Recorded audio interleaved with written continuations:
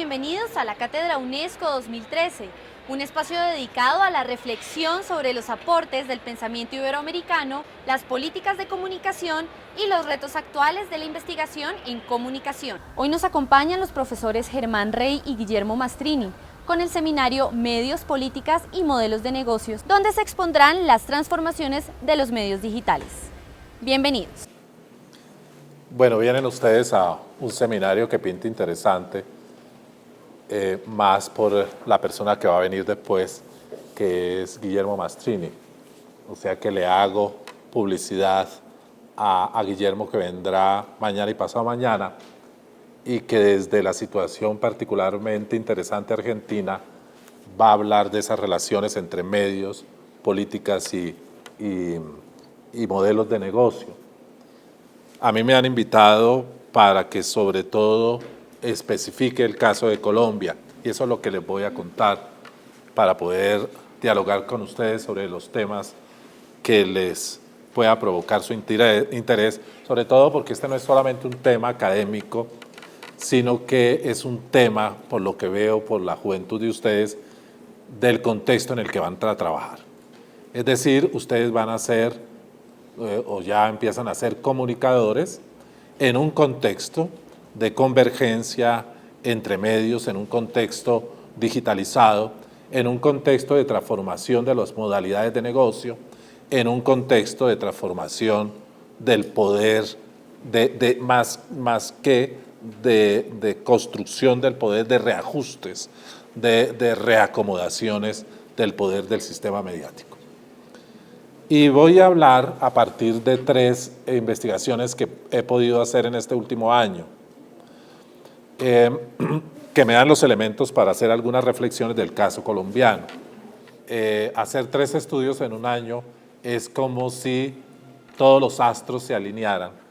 No siempre uno como investigador tiene el lujo de poder hacer 3 estudios sobre el mismo campo, que los 3 estudios se hagan en entidades nacionales y que los 3 estudios se los paguen bien. Pero yo tuve esa buena cosa durante este año. El primer estudio fue un estudio que responde a una pregunta: ¿qué está pasando con la lectura en Colombia? Estudio que es histórico, que se ha hecho durante 3 momentos desde el año 2000. Es decir, que hemos estudiado lo que ha sucedido en los últimos 15 años, que también es un lujo. Un investigador que pueda hacer un trabajo continuado, que pueda comparar, que se ha hecho con datos, los datos nacionales del DANE, etcétera, pues es un bocato di cardinale para alguien que estudia estos temas. Y dentro del tema de lectura, lo que a mí me ha interesado más, en los 15 años lo he estudiado, es ¿por qué la única lectura que crece en Colombia es la lectura en Internet? ¿Por qué la lectura en Internet crece mientras se desploma la lectura de libros? ¿Por qué la lectura de revistas y periódicos sube apenas un punto en estos 15 años? ¿Cómo se está transformando el negocio de la publicación escrita y cómo está afectando eso a la lectura, etcétera? Bien. El segundo estudio que hice, que acaba de publicarse, es un estudio que se llama Medios digitales informativos en Colombia. Este también ha sido una gozada para mí, en el sentido en que la primera vez que hicimos este estudio, que fue hace 2 años, resultó en el estudio un dato que me impresionó en ese momento, y es que en Colombia existen 300, en ese momento, en el año 10, 350 medios digitales informativos. Estoy refiriéndome a medios que tienen más del 50% de su conformación como información y la base es electrónica. Es decir, estoy hablando de todos los .com, de tiempo.com, espectador.com, pero también territoriochocuano.com, elparlanteamarillo.com, lacometa.com. 350 medios que van desde Orito Putumayo hasta al norte de La Guajira.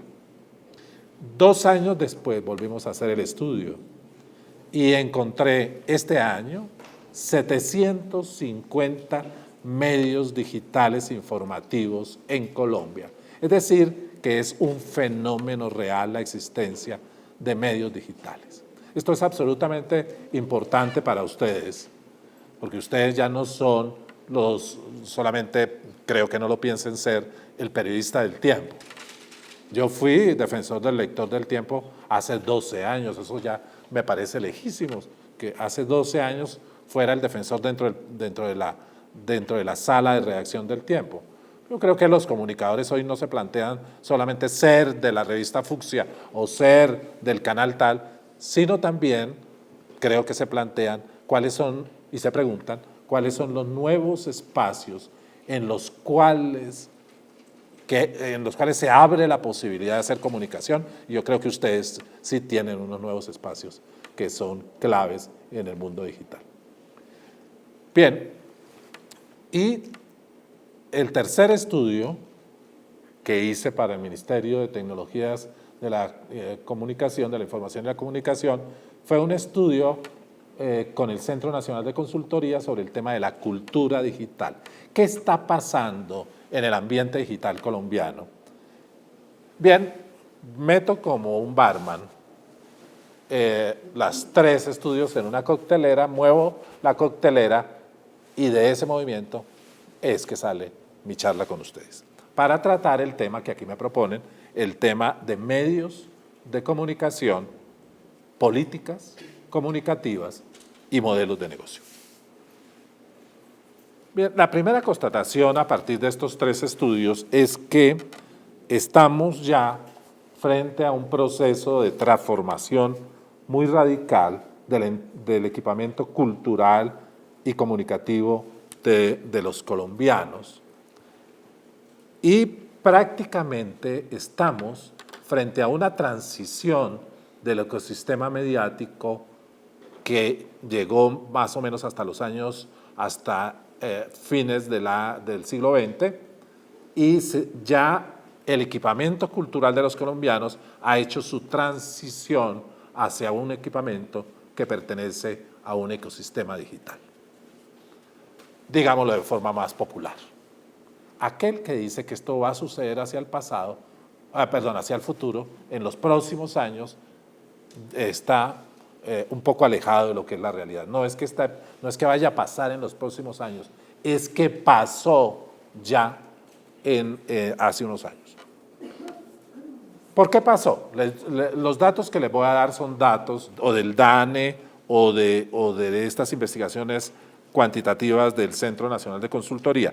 Pero en nuestro estudio sobre cultura digital constatamos que el 94% de los hogares colombianos tienen celular, el 94% televisión, el 50% reproductor de audio, el 49% reproductor de DVD, el 35% computador fijo, el 29% de todos los hogares computador portátil, el 44% tiene internet en su hogar, una cifra que en los grandes centros urbanos llega a 55% y en los pequeños a 26%.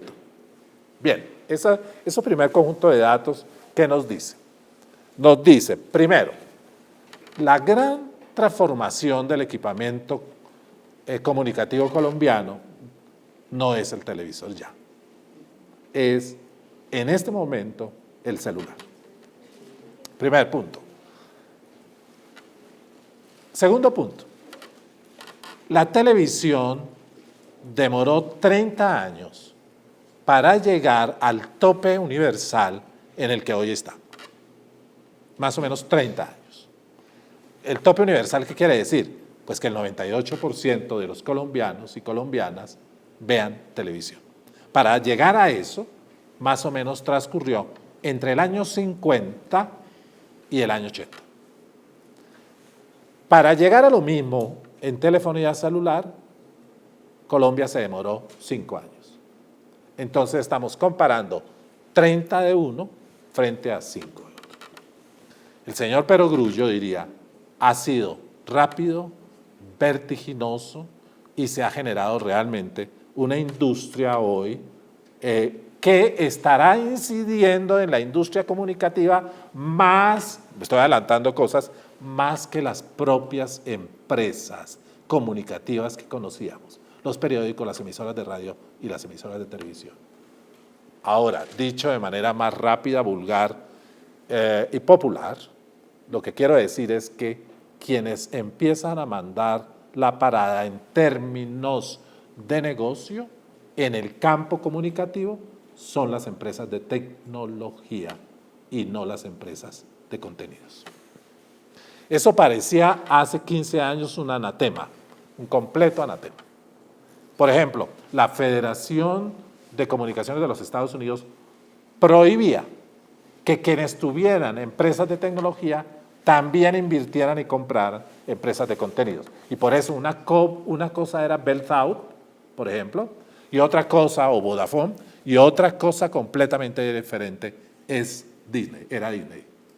La una, empresa de tecnología, la otra, empresa de contenidos. ¿Y por qué la Comisión Federal de Estados Unidos tenía esa reglamentación? Porque la Comisión sabía perfectamente que meter en una misma bolsa empresas tecnológicas, empresas de contenidos, iba a lograr la hegemonía de las empresas tecnológicas y cada vez más iban a ser golpeadas las empresas de contenido. Creo que fue durante el gobierno de Bush hijo, en el que sucedieron varias cosas nefastas. Saben ahora que Bush hijo está dedicado a pintar perros, pero ha dado un salto cualitativo en su expresión como artista, y he leído en los últimos días que Bush hijo está dedicado, ahora pasado del periodo de perros al periodo de grandes políticos, y yo no sé realmente si ha habido una gran transformación, pero ahora está pintando a los grandes políticos con los cuales él estuvo. El gran peligro es para los grandes políticos, porque no sé cuál es la habilidad pictórica, pero debe ser muy respetable. Está en su periodo de jubilación y puede dedicarse a lo que desee. El problema es que cuando estaba como presidente, además de Irak, Afganistán, etcétera, él tumbó la regla, que fue una regla básica de la política comunicativa norteamericana, de la separación entre empresas de contenidos y empresas de tecnologías. Y saben ustedes que una reglamentación en Norteamérica significa un terremoto por toda parte del mundo. Es decir, que hacer terminar esta separación ha significado que en el mundo hoy en día ya no exista la separación, y que más bien las empresas de tecnologías estén tomando un liderazgo en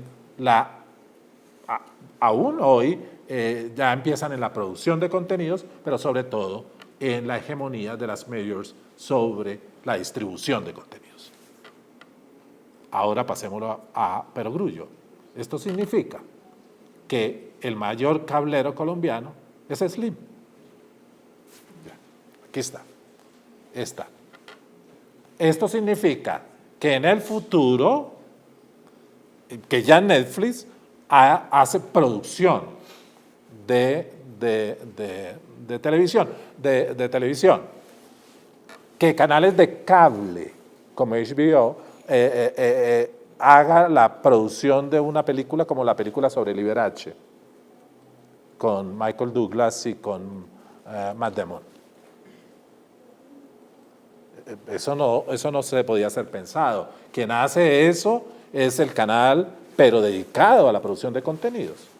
Ahora, en general, el canal de cable es el que, y en general los cables eran más de convergencia, de producción de otros, ahora ya también de ellos mismos. Entonces, el equipamiento se ha transformado. Yo creo que los dos fenómenos importantes de la transformación del equipamiento son, uno, este fenómeno del crecimiento de la telefonía celular y la paulatina transformación de las empresas de tecnología telefónica en productores de contenidos, y dos, el fenómeno en Colombia de crecimiento de la tenencia de computadores. El que abra hoy en Colombia un periódico de cualquier día, pero sobre todo los domingos, podrá darse cuenta del mercado la disparada del mercado de venta de plasmas, de televisores que hay en Colombia, pero también la disparada de venta de computadores, tanto computadores fijos como computadores portátiles. Pero el asunto va más allá de eso.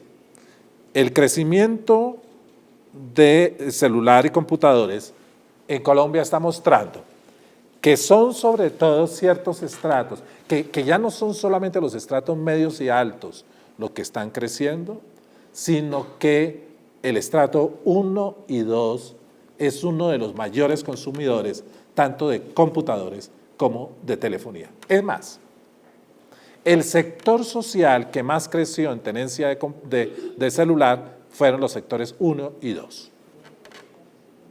No hay aquí en la sala nadie que sea sector 1 y 2 de la estratificación económica. Pero todos han visto a la señora que cocina en la casa o al embolador o al ruso que está construyendo el edificio de al lado, que se saca un smartphone, no un teléfono de esos de Olímpica con programa, con esto por 50.000 pesos, con todo, sino un celular. Eso me ocurrió una vez en Bangkok, hace años, cuando fui parte de la International Commission sobre medios, comunicaciones y religiones, que una de las reuniones se hizo en Bangkok y el diálogo que tuvimos en esa reunión fue con budistas. Y yo tenía al frente un monje budista y dije, este monje, venimos a hablar de tecnologías, este monje Confucio, Buda, no sé qué cosas, el cuarto karma, la reencarnación, todo ello. Pues eso era lo que yo creía mientras el monje se metía la mano debajo de su túnica naranja y sacaba de pronto un teléfono celular que en ese momento para mí me parecía de séptima generación. Era una cosa verdaderamente estrafalaria en términos tecnológicos. Y cómo se combinaba un saber ancestral, una religión de miles de años con la tecnología. No había aparente colisión. Bien, entonces el segundo tema es, hay una transformación también de la participación de sectores sociales en tecnologías, lo que indica, y de una vez lo dejo dicho, que la llamada brechas digitales está corriéndose más rápido de lo que pensamos. No está superada. Sobre todo en Colombia, en los pequeños municipios, en las zonas rurales, todavía falta mucho. Todavía la política que comienza en este gobierno de aumento de infraestructura no es completa, pero vamos hacia allá. Vamos hacia una extensión de la infraestructura de tecnologías que va a ser muy notable. Tercer cambio. El tercer cambio es que cada vez aumenta más la convergencia intermedial. Realmente ustedes van a ser comunicadores de convergencias, más que comunicadores de medios focalizados. ¿Por qué? Hoy las empresas editoriales no se llaman ni siquiera editoriales. Por ejemplo, Santillana, a mí se me presenta realmente el gerente general de Santillana en Colombia y me dice, soy Santillana.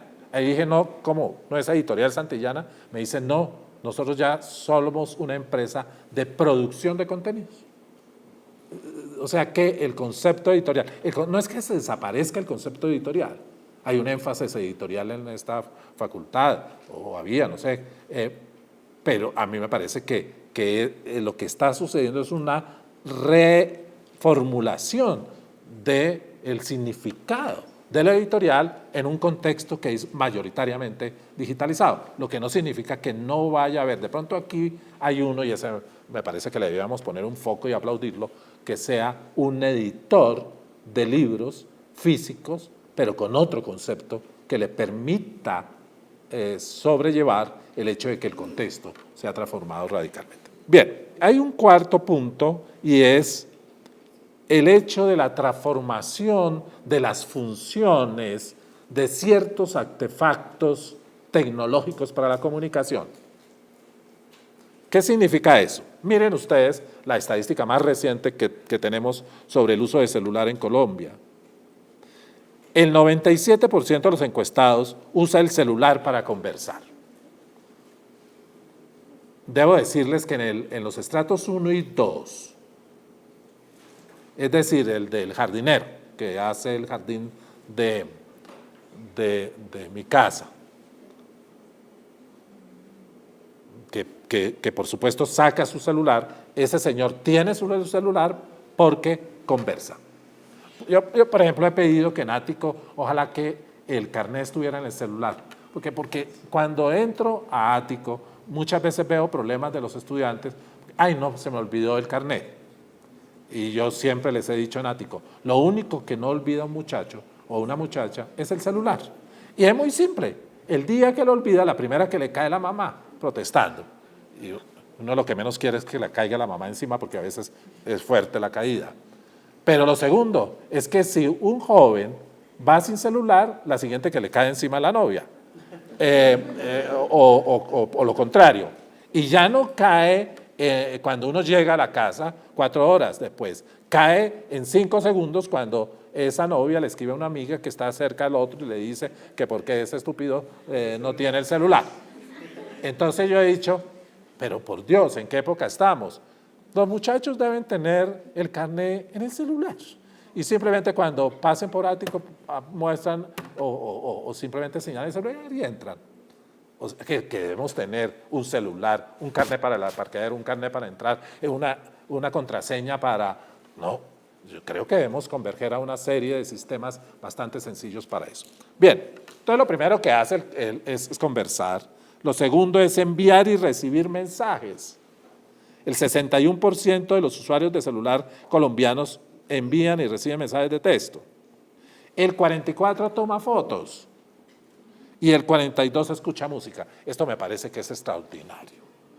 Y lo deberían estudiar ustedes que están jóvenes, que conocen el contexto y que están en este mundo digitalizado. Esto significa, primero, que la fotografía ha disminuido. No, todo lo contrario, lo que ha aumentado es la fotografía. Pero ¿qué significa hoy, por ejemplo, el álbum fotográfico? ¿Qué significa? ¿Cómo se usa? ¿Cuándo accedo? ¿Qué significa que no sea visible? Por ejemplo, es que el otro era un artefacto que estaba ahí, que se podía abrir, que estaba en la sala de la casa, que lo abrían siempre en la página en la que uno no quería que lo abrieran, que cuando uno estaba pequeño corriendo con un vestido de baño terrible, mitad del culo por fuera, la mitad en el vestido de baño, y ese se lo presenta de pronto un hijo a un amigo, y este es mi papá. Horrible. Eso era en la época en que los álbumes estaban encima de la mesa de noche, o por ahí andaban. Hoy ya no, son invisibles. Pero en cualquier instante una foto puede irse para Facebook, en cualquier instante una foto puede hacer el tránsito al teléfono. Y yo podría abrir mi iPhone en este momento y de pronto recibir un mensaje de mi casa que era, esta es la foto de la que estás hablando, y tenerla aquí al frente. En efecto, parece que está ocurriendo. Esta es la foto del chingue. Paseo con olla en las riberas del río Girón, en Santander, cuando el río Girón tenía riberas y cuando se podía ir al río Girón. Bien, son un jurgo de años pasó eso. Bien, por ejemplo, el escribir, que los jóvenes no escriben. No, es una de las épocas en que más han escrito. Ah, pero ¿qué es que escriben recortado y mal? Ah, es que es otra forma de escribir. Ah, es que escriben solamente para algunos asuntos que les interesa, pues como todas las generaciones. Solamente que ahora escriben a través de su teléfono. Pero no crean que lo hacen solamente los jóvenes javerianos, lo hace también el señor jardinero y lo hace el ruso que está construyendo edificios. Bien, y luego está el tema de la escucha de música. Eso sería un capítulo entero de lo que significa hoy la escucha de música.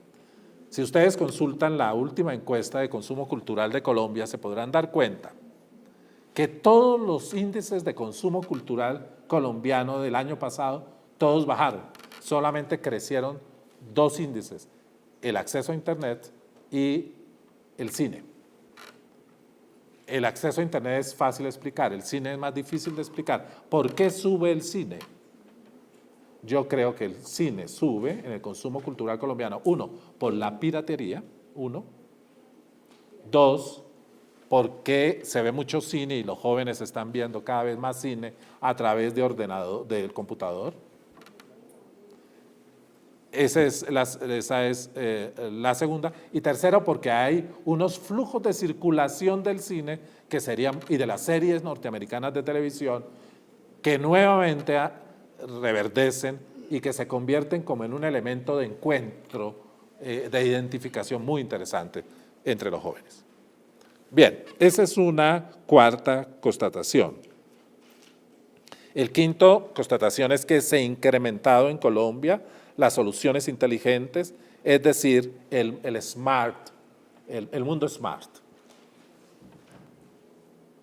Un 17% del total de los hogares tiene smartphone y entre ellos un 56% dice tener un smartphone y un 35% de los que tienen smartphone, es decir, de los 17%, que todavía es bajo, tiene 2 smartphones. Bien, pero salto una cantidad de datos, incluso si los quieren tener, le puedo pasar a la profesora el esquema de mi conversación que está hecho para esta conversación. Algunos temas son reciclados de algún trabajo mío, pero están, y simplemente lo paso, y son 28 puntos, obviamente no los voy a ver todos, ya en ese momento ya entró el 15 o algo así, saltaba a saltos, pero lo puede tener de la primera parte de esta conversación, que es, se está transformando el ecosistema digital. En este mismo estudio que dirigí, las actividades sociales que dominan el panorama de la cultura digital colombiana son, primero, comunicarse, es decir, las mayores actividades que hace la gente, todos nosotros, con los nuevos artefactos, particularmente con el celular, es comunicarse. Intercambiar e interactuar son las tres grandes funciones. Comunicar, intercambiar, interactuar. La segunda, esa es la primera gran función, comunicar. La segunda gran función es entretenerse, el entretenimiento. La convergencia digital es el nuevo lugar del entretenimiento. Y dentro de las prácticas de entretenimiento que pasa por el mundo digital están la música, seguida por las prácticas audiovisuales que comprenden fotografía, películas, series de televisión. Y dos asuntos más sobre lo que está cambiando para hacer un breve resumen y pasar a los otros temas. La frecuencia de uso de lo digital ya empieza a competirle a la frecuencia de uso de los medios tradicionales. Por ejemplo, un 40% usa el computador todos los días. Un 96% de los colombianos usa el celular frente a un 82% que hace también uso de televisión, un 81% que hace uso de televisión por suscripción, un 58% que usa internet y un 50% que envía mensajes de texto. ¿Qué les llama la atención de esto? A mí me llama la atención que el incremento que ha habido del uso de la televisión por suscripción. Es más, ahora voy a empezar a hacer de pitoniza, en femenino además, para poderlo ser bien, una pitoniza, y es, si ustedes están pensando que el futuro es la televisión abierta, están pensando en el pasado. La televisión abierta va en declive, hay un gran ascenso de la televisión por cable y, por supuesto, de la televisión puesta en las otras plataformas, básicamente en celular, en internet, por ahora, por lo que conocemos. Van a venir otras formas, pero eso ya es ciencia ficción. Ciencia ficción que además es inmediata casi. No es que para los próximos 100 años, no, es para los próximos 10. y se repite permanentemente, es un hecho que debe estudiarse más. Colombia tiene un papel muy alto, muy importante en términos de uso de redes digitales y concretamente tiene una participación muy alta en Facebook. Es uno de los países que sobresale por tener usos bastante altos de Facebook. Entonces, en síntesis, ¿qué tenemos en el panorama colombiano? Primero, un incremento de los nuevos artefactos digitales que rodean la vida cotidiana de la gente. Dos, una articulación de los diversos medios ahora puestos en plataforma digital. Tres, un desarrollo que hace pensar que la brecha digital se va a cerrar más rápido de lo que pensábamos. Cuatro, una participación muy activa de sectores populares en nuevas tecnologías. Por ejemplo, estratos 1 y 2 han dejado la telefonía fija ya, no tienen teléfono fijo.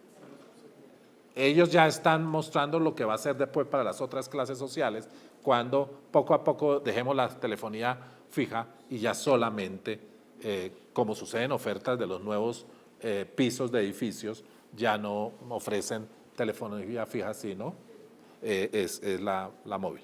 El quinto asunto importante es que las dos funciones básicas de este entorno digital en este momento sean comunicar y segundo, entretener. Esto significa que el panorama sistémico de lo que llamamos industrias creativas, la música, la televisión, el cine, etcétera, esté entonces convergiendo en plataformas de carácter digital.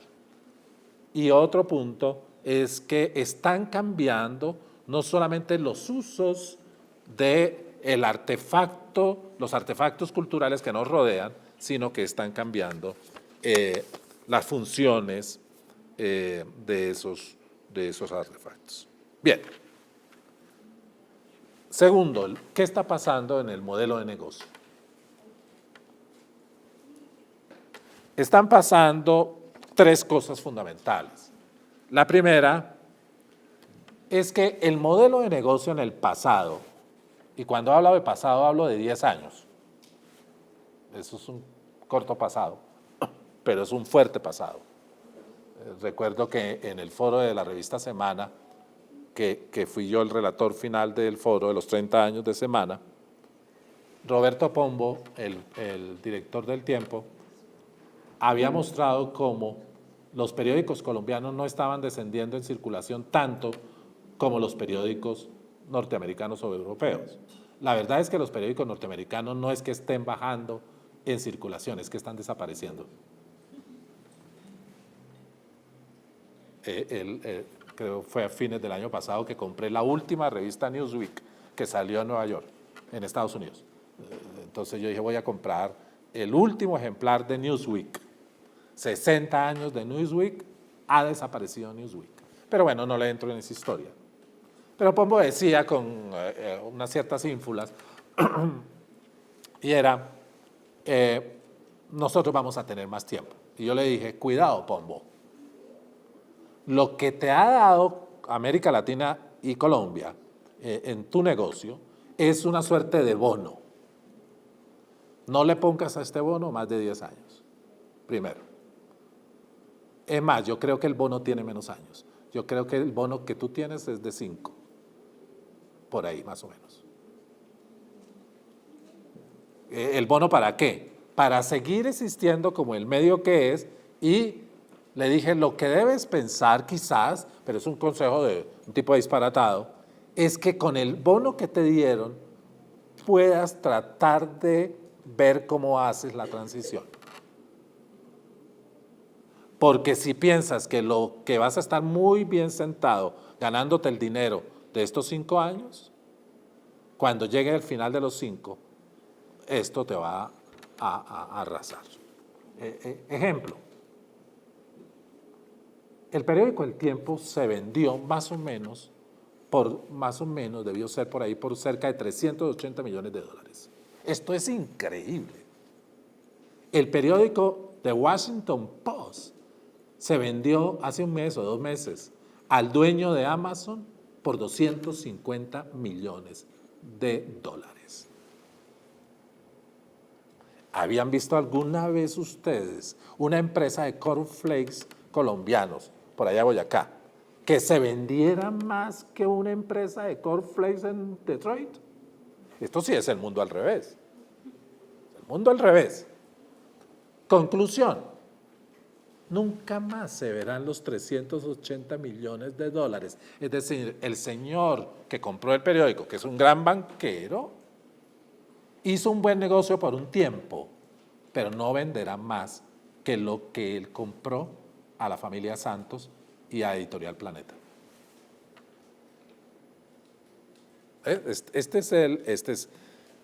Este modelo anterior, el modelo en que alguna vez habían periódicos y revistas, estaba sostenido en, uno, grandes empresas, medianas y grandes empresas. Es decir, nunca se podía pensar que alguien de mi generación pudiera hacer un medio digital.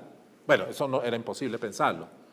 Si alguien quería pensar en periodismo, tenía que pensar en ser un colaborador del Tiempo, del Espectador, de la revista Semana o la revista X, de la revista Javeriana, lo que fuera.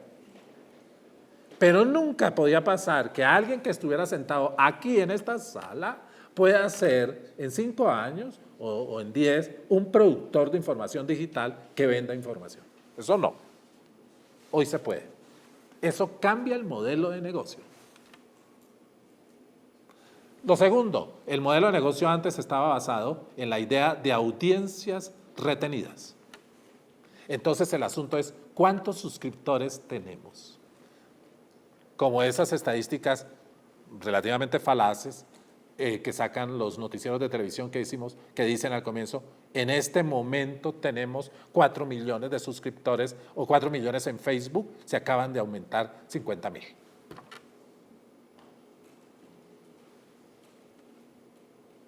Antes las audiencias eran retenidas. Había un periódico que tenía 350,000 suscripciones o 20,000 suscripciones o lo que fuera.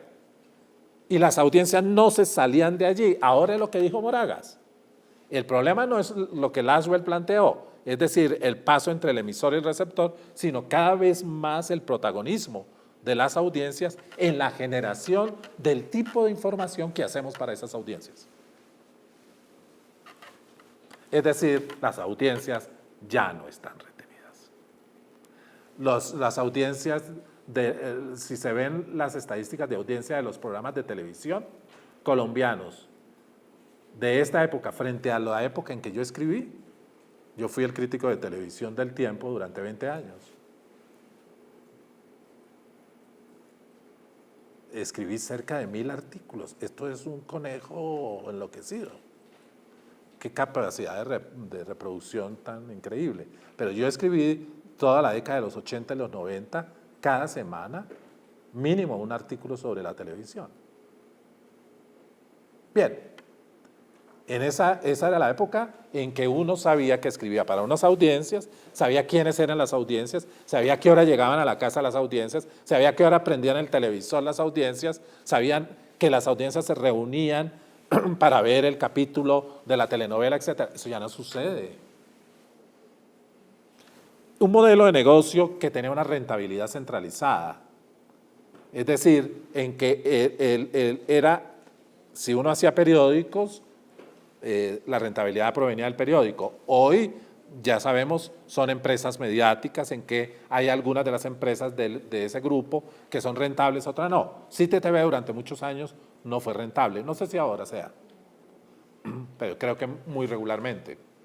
Quien siempre fue rentable en 100 años del Grupo El Tiempo fue el periódico El Tiempo, que todavía es rentable y muy rentable.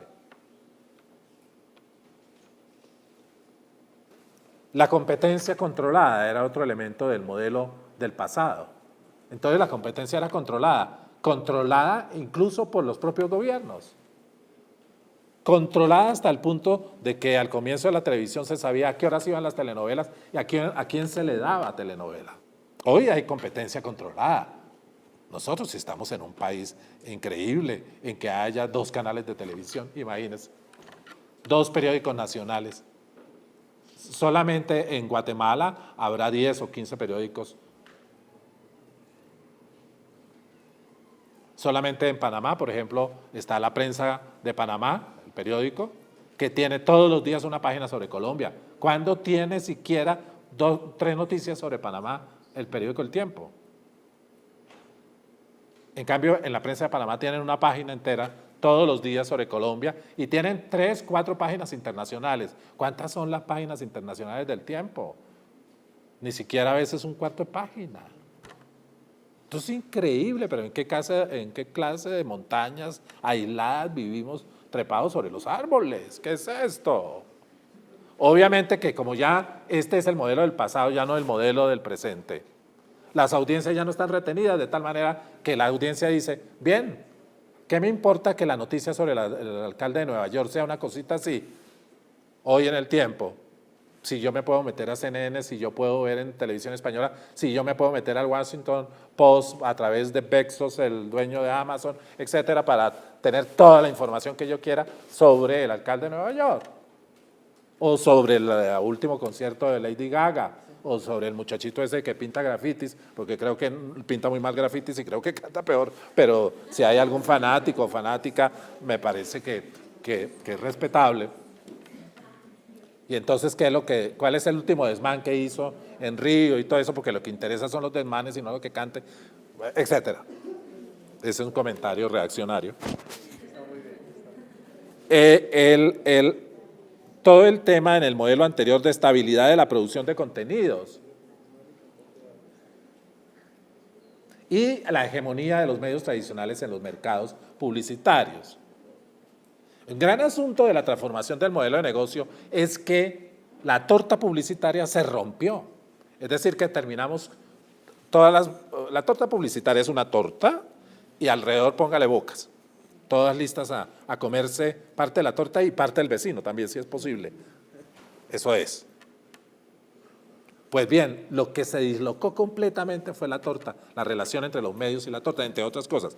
Es decir, lo que cambió fue grandes empresas, audiencias retenidas, rentabilidad centralizada, competencia controlada, estabilidad de la producción de contenidos y la hegemonía de los medios tradicionales en los mercados publicitarios. Todo eso se fue al cuerno de no sé qué cosas. Y estamos en un nuevo modelo donde las características son estas. Las voy a mencionar solamente.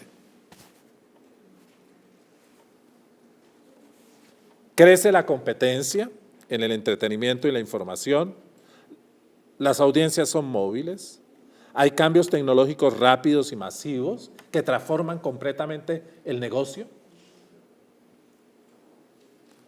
Dicho de otra manera, los cambios han sido tan rápidos que los dueños de los medios y de otras industrias creativas se fueron detrás de los cambios. ¿O es que pensaban los de la industria de la música que todo iba a ser con una grabadorcita y un CD y que no podía ser venta por streaming o por iTunes? Los cogió fuera de base. ¿O es que creían los dueños de periódicos que el negocio iba a ser un periódico en un kiosco y una gente comprando periódico y otros suscribiéndose? Les cambió el negocio. ¿O es que creían los dueños de las distribuidoras de cine que la gente iba a ir a comer papa frita y un chocolate en su Cineplex, que se iba a sentar ahí matiné, vespertina y noche? Y que de pronto podía hacerlo en su casa, mucho más barato, prender el computador y descargarlo, descargar las películas incluso de manera pirata, incluso no, sino de manera pirata muchas veces.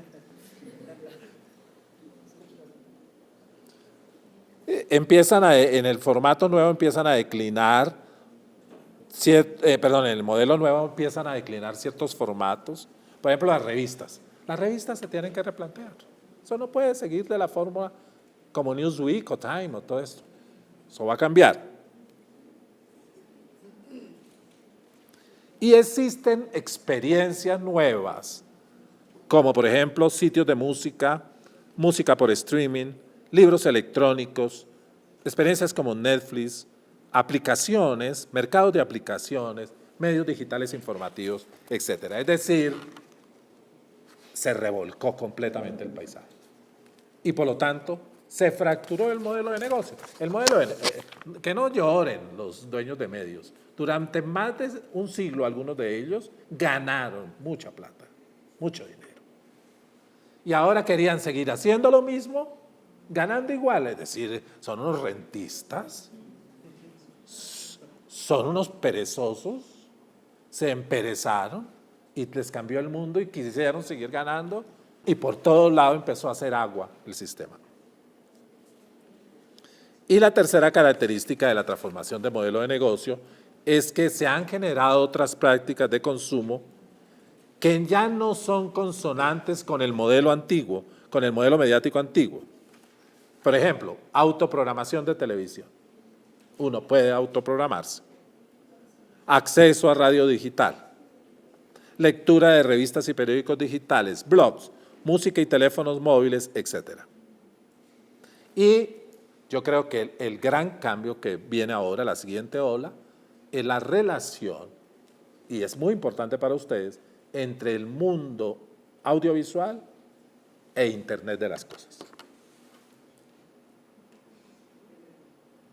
Internet de las cosas saben perfectamente que su saco, el que se va a poner por la mañana, le va a decir la temperatura corporal, la temperatura en Bangkok si la quiere, le va a decir, si usted es obsesivo, tiene problemas, podrá tener muchos problemas, pero le puede decir pulsaciones por minuto.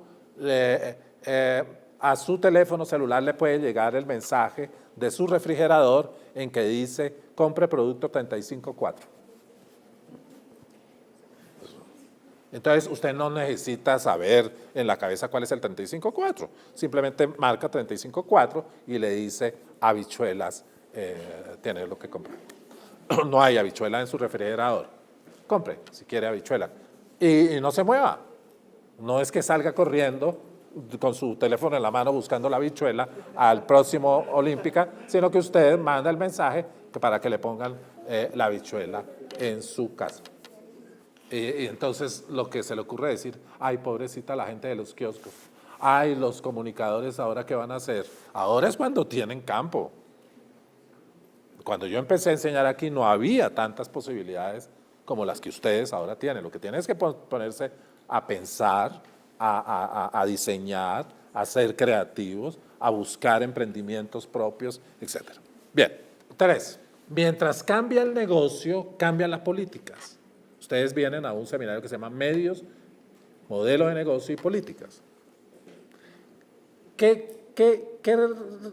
Y les dejo como un post-it, como si empezara ahora a poner sobre la pared un post-it sobre el tema de políticas. ¿Qué está cambiando en las políticas? Primero, se están descentralizando las políticas del regulador tradicional que era el Estado.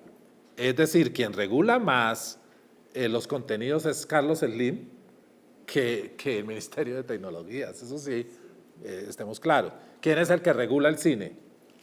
Pues Cine Colombia, que es la mayor más importante de distribución de cine. Ellos son los que nos dicen qué cine existe. Pero lo más grave, ellos son los que nos dicen también qué cine no veremos. No veremos. Hay una multitud de cine que se produce en el mundo que nunca veremos los colombianos porque nunca pasa por los circuitos tradicionales. La segunda, hay lo que es curioso, sobre todo en América Latina, jálenle la lengua a Mastrini sobre este tema, y hay cada vez una regulación del entorno mediático tradicional y una desregulación del entorno digital. Es decir, en Ecuador, en Argentina, en Venezuela, en Bolivia, en Nicaragua, ¿hay leyes de regulación de los medios tradicionales? Mientras cada vez es más fuerte la desregulación. Por ejemplo, en el TLC discuten sobre la papa en Boyacá. Eso me parece genial. Y a mí los paperos de Boyacá no me dejaron pasar un día y entonces tuve que buscar para unas trochas, etcétera, para salir de Boyacá hacia Bogotá. Y yo reconocía que ese era un derecho de los paperos y que esos paperos me han dejado pasar 30 años sin fregar nunca. Yo los he visto trabajando, sacando papa, sacando cebolla, con su ruana, etcétera, con la rimula. La rimula son los galones que vienen con aceites, etcétera, rimula, pero los campesinos le sacan ese aceite porque lo usan para trabajo diario y es en la rimula donde llegan con la chicha o el guarapo o las bebidas que hacen para tomar. Entonces ellos dicen, ya me voy a tomar mi rimula. Lo que siempre discutimos en estos, hace 10 años, cuando se hizo el tratado con Estados Unidos, fue qué significa, por ejemplo, la cuota de pantalla de cine, qué significa la cuota de pantalla de televisión, qué significan las políticas de subsidio para los jóvenes que empiezan a hacer cine, qué significan las responsabilidades de los prestadores de servicio de Internet. Eso se negoció en el tratado. Atención, no se reguló solamente la papa y la leche y el trigo, también el cine. Y el lobby de las grandes majors norteamericanos, del cine, de la música, de la televisión, es supremamente agresivo. Un día le pregunté al negociador chileno del TLC con Estados Unidos, ¿cómo fue la negociación? Y él me dijo esta frase, textual, me dijo, primero yo creía que el lobby más fuerte era el lobby agrícola, hasta que conocí el lobby farmacéutico. Y después yo creía que el lobby farmacéutico iba a ser el más agresivo, hasta que conocí el lobby de Hollywood. Están ustedes en un sector clave en las negociaciones internacionales, que se regula cada vez más en lo mediático tradicional, es decir, en el mundo de los dinosaurios, y se desregula cada vez más en el mundo de las máquinas, el entorno digital, los teléfonos celulares. El tercer punto del camino de las políticas es, ya lo mencioné, en regulación y en política estamos pasando del tránsito de las hegemonías de las grandes empresas de medios a las hegemonías de las grandes empresas tecnológicas. Es decir, quienes definen las políticas comunicativas son más, ya no los grandes periódicos ni los grandes canales, sino las grandes empresas de telefonía, las grandes empresas que venden banda ancha, las grandes empresas que hacen las redes de fibra óptica. La cuarto trazo, y lo dejo un post-it, es que cada vez se unifican más en el mundo las políticas de seguridad con las políticas tecnológicas. Es todo lo que estamos viendo con Wikileaks o lo que estamos viendo con Snowden. La política de seguridad de Estados Unidos es captarlo todo, así se filtre algo. No sé si esa política de seguridad es eficiente, pero es la política de los Estados Unidos. Es decir, que cuando ustedes dan sus datos, y todos lo sabemos, en Facebook o en Google o en Apple, están dando los datos a las bases de seguridad de Estados Unidos, de Colombia, de los que sea. Y con sus datos se están haciendo negocios, se les llega la publicidad, pero también se hacen el espionaje a su información. Y tres cosas finales. En Colombia, las políticas de este mundo digital están girando alrededor del énfasis en las políticas de ampliación de cobertura, de las políticas de propiedad intelectual y derechos de autor, y últimamente de las políticas de creación y participación social en el mundo digital. Esto quiere decir, las políticas no pueden ser políticas de infraestructura, banda ancha, solamente, no pueden ser políticas solamente de artefactos, que todos tengan celular. Y tampoco pueden ser políticas de solamente o especialmente protegemos los derechos de las grandes empresas transnacionales o nacionales de tecnología. Es también políticas de participación social en la tecnología, es políticas de expresión de los sectores sociales a través de las tecnologías, es políticas de promoción de la creación, lo que decía Moragas, de la producción. Estamos en esa fase. Y los otros dos POSIT es que en Colombia tenemos una recentralización de las políticas de comunicación y un desmembramiento de lugares de generación de las políticas, que es el caso típico de la televisión. La televisión fue desmembrada delante de todos en términos de que no es un lugar articulado el que genera las políticas, sino cada vez más lugares desarticulados. Damos agradecimiento a los profesores Germán Rey y Guillermo Mastrini por su seminario Medios, Políticas y Modelos de Negocios. Los esperamos en una próxima ocasión.